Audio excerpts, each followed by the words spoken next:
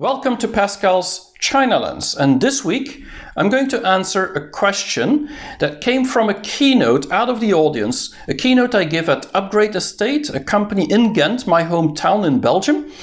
And somebody out of the audience asked the question, will China be the first country to actually have a COVID-19 vaccine?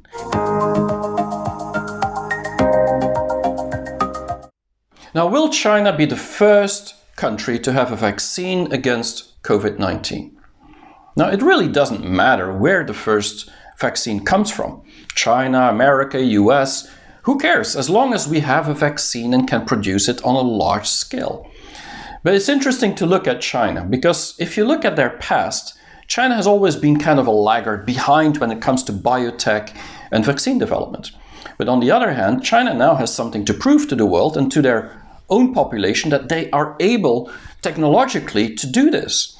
And so they're really doubling down. A lot of state-owned enterprises have been doing research, but also make factories ready for that vaccine production. And if you look at the 165 vaccines in preclinical trials, so there's a lot of vaccines worldwide in preclinical trials, some of them will succeed, then there's only 19 in phase 1 of clinical trials. 13 today are in phase 2, and 4 of them are in phase 3.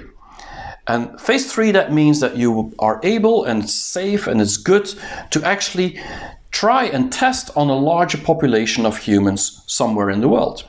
And there's Oxford is one of them, there's AstraZeneca, and then there's 2 Chinese.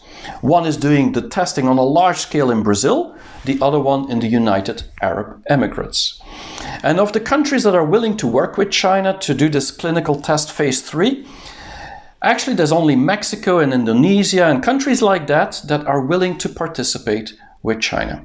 Most of the European countries, as well as America, is completely declining and doesn't want to work with China on doing these clinical trials, phase 3, in their own region, on their own population. So there's a clear geopolitical divide to actually test and create and find this vaccine. Now, back in May, just a couple of months ago, Xi Jinping said very clearly that China would be offering this vaccine once they've developed it to the world for free. And I think that's very interesting to see, because this vaccine development, as a lot of companies, a lot of countries engaged in that, has a big commercial value.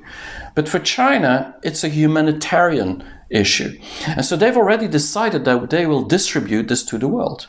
And so I believe that this is a good thing for the world, and every country should think similarly.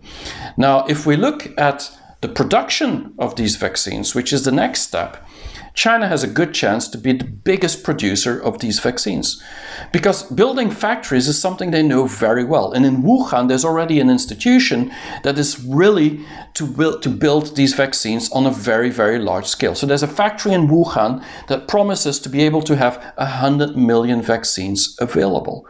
So this is really something very, very different. And so I believe these factories and the speed of China, and China today believes that by the end of this year, 2020, they could have a vaccine available, which means tested and ready in production. And so by the beginning of next year, it could really be rolled out throughout the whole China or anywhere in the world. Of course, China has the problem that they don't have a lot of cases.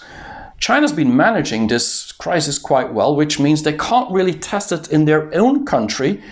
It's definitely not in phase 3, so they have to work with Brazil and other places. But it also means that not many Chinese are immune against COVID-19, so they will use a lot of these vaccines themselves.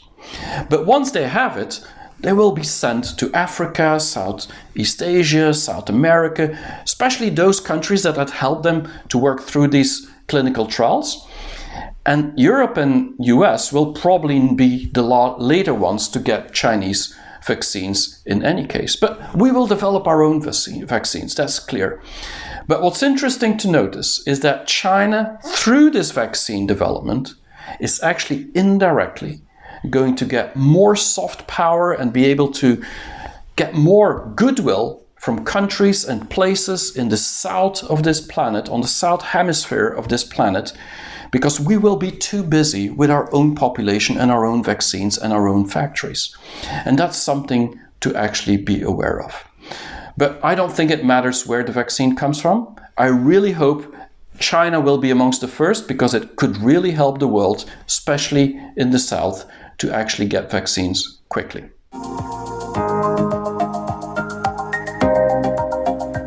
If you have any more questions on China, do send them anytime. I'll answer them in the next week's Pascal's China Lens coming up. See you next week.